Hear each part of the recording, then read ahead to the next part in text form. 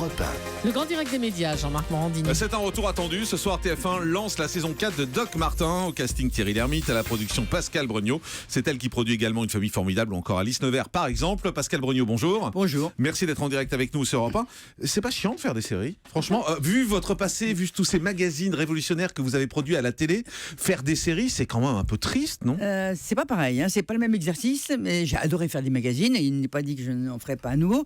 J'aime bien le rythme, effectivement, du magazine, mais les séries, c'est intéressant parce qu'on va très loin avec les personnages, on peut dire plus de choses, on peut les faire évoluer, on fait évoluer c'est les moins histoires, drôle que de faire des magazines, tous ces magazines que vous avez fait. Ah oui. Franchement, voilà, on est loin avec une série, quoi. Non, c'est pas, on s'amuse dans la fiction. Doc Martin, c'est une partie de plaisir.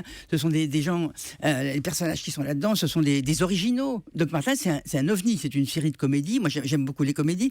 C'est une série de comédie qui est un ovni dans le paysage audiovisuel, et j'ai un grand plaisir à écrire, à travailler sur cette série. Mais vous qui avez fait Perdu de vue, témoin numéro 1, Psy, Show, Sexy Folie, où tout est possible Tout encore. est possible, par exemple. N'est-ce pas? Est-ce que vous vous dites pas aujourd'hui, voilà, bon, je suis obligé de faire des séries parce que la télé n'innove plus en magazine, parce que la télé n'ose plus? Non, en fiction, elle n'ose pas tellement non plus, il faut dire, il faut se battre. Mais les magazines, moi j'adore le tempérament du magazine, mais il se trouve qu'en ce moment, ils achètent des formats. Les diffuseurs achètent des formats. Ils n'innovent plus. Ah bah non. On ne crée plus en France. Non, pas du tout par rapport au nombre de talents dont dispose le marché. Vous me direz aussi qu'il y a trop de chaînes. Il y a trop de chaînes, il n'y a pas assez d'argent, et finalement, on a un petit pays. Si vous voulez 25 chaînes. Mais vous avez des idées de magazines aujourd'hui qui sont dans vos cartons, et vous vous dites, j'arrive pas à les faire? Non, parce que je veux dire, un magazine, il faut vraiment bosser beaucoup pour trouver justement une note originale, pour trouver un ton. C'est le ton et le type de sujet qu'on veut, la philosophie de la vie qu'on a envie d'y mettre, un magazine. En 2010, vous disiez dans une interview au Parisien, la télé est devenue tellement moins drôle, totalement psychorigide et sentencieuse. Vous le pensez toujours? Je le crains, oui. C'est toujours le cas? Oui, c'est toujours le cas, bien sûr que c'est toujours le cas. On sent un petit côté fiction, justement, un petit peu de mou, des essais à droite et à gauche, mais franchement, on a envie d'un grand chambardement, là. On aimerait avoir tout d'un coup... la liberté. La liberté, mais non. Pas seulement. La liberté, dans la façon d'exprimer nos idées et nos talents, c'est d'avoir en face de nous des interlocuteurs qui aient du talent. C'est-à-dire, chez les diffuseurs, des gens qui connaissent le métier. Et c'est des nazes aujourd'hui sur TF1 ou France 2? Je dis pas que c'est des nazes, je dis simplement que là, on va avoir un nouveau président. J'espère qu'il va pas sortir de l'ENA.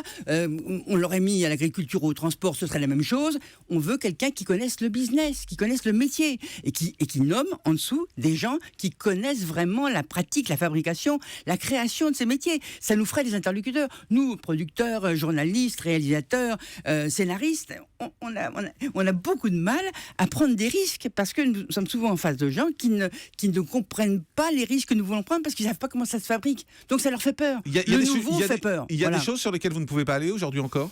En série? En série, oui, j'ai essayé de faire une série sur l'histoire de l'amiante en France. Bon, alors évidemment, ça c'est un sujet difficile. D'actualité en plus. Et puis, tout à fait l'actualité. C'était pas une comédie, je suis d'accord. Mais oui, il y a des sujets qu'on peut pas facilement. Il faut trouver toujours une façon de détourner les sujets pour arriver, par des biais, à les aborder. Mais il y a eu des tentatives quand on regardait L'Emprise, par exemple, sur TF1, qui a été un vrai succès et qui en plus a été très culotté. Oui, c'était sur la violence conjugale, pour ceux qui ne se souviennent pas. Mais je m'en souviens. Non, je parle aux auditeurs. Vous, j'imagine. Justement, j'ai un sujet avec France 3 en ce moment qui est en développement avancé sur les diaboliques. Diabolique, c'est pas les diaboliques. Un livre qui s'appelle Diabolique, où on raconte comment une famille entière a été prise en main par un gourou qui les a dévalisés. Et c'est formidable de raconter comment on prend le pouvoir dans une famille de 8 personnes simplement avec la force de l'esprit. Vous voyez, ça c'est génial de raconter des choses comme ça. Doc Martin ce soir revient 20h55 sur TF1 avec Thierry Lhermitte qui a annoncé son départ de la série. Il se faisait chier? Non, mais attendez, 4 ans, moi je pense pas qu'il se faisait chier, mais en tout cas, il a d'autres propositions en ce moment de cinéma qui le tentent, et ça fait quand même 4 ans qu'il fait la série avec nous. Donc je comprends tout à fait qu'il a envie de se renouveler, qu'il a envie de bouger. C'est Yvan Le Bolloc qui va le remplacer? On ne sait pas encore, pour l'instant. Non, vous savez. Non, je ne sais pas encore, parce que d'abord, ça se discute aussi avec le diffuseur, qui aime beaucoup Doc Martin, parce qu'on est parfois un petit peu rare en termes d'audience par rapport à ce que veut la chaîne, mais vu l'originalité du produit, la maison de TF1 considère que c'est un plus. Bon, donc pour l'instant, on n'a pas encore décidé qui. On a des projets.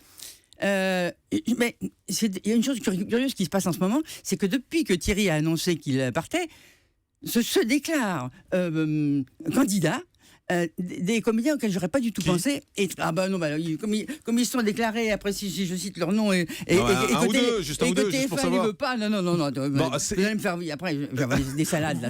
Vous voulez Yvan Le Bolloc, vous ou pas? J'aime beaucoup Yvan Le Bolloc. Vous le Je voulez le trouve tout à fait volontiers. Je le trouve tout à fait dans l'esprit, décalé, pas trop. C'est votre favori? Il a un charme.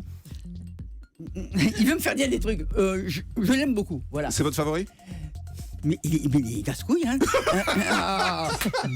C'est toujours comme ça, hein. Ouais, C'est votre favori ou pas? Dites-moi oui ou non. Mais je ne sais pas. Ça sera peut-être mon favori quand je veux savoir tout ce qui se passe. D'accord, allez, une pause, à tout de suite, reste avec nous.